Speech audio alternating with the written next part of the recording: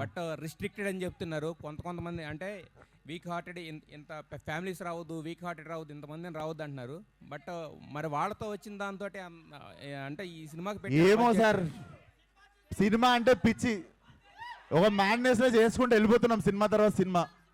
ఇది డెఫినెట్లీ నేను తీయకపోతే ఈ జానర్లా, ఈ ప్లాట్లా, ఈ టైప్ ఆఫ్ వరల్డ్లా సినిమా రాదనిపించింది. ఇంకా తెగించి తీసేసిన అంతే.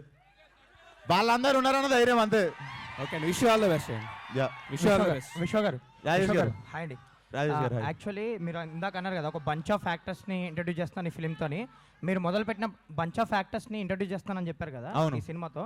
సో మీ క్యారెక్టర్ ఎలా ఉంటుంది? ఎక్స్టెండెడ్ క్యామియోలా ఉంటుందా లేదంటే ఫుల్ లెంత్ ఉంటుందా వాళ్ళతో పాటు? So basically it's a world అండి. I'm seeing it as a bigger ఫ్రాంచైజీనే చూస్తున్నా కల్ట్ అనే సినిమా. సో ఫ్రాంచైజీ పరంగా చూసుకుంటే నేను 45 minutesకి వస్తున్నట్టు. సో 45th minute నుండి నేను ఉంటాను. మీరు చూసుకుంటే ఆవేశం ఫార్మాట్లో మీకు ఏ టైంలో అయితే ల్యాండ్ అవుతారో మనకు ఫహాద్ గారు, ఆ టైప్లో మీకు you will see my landing.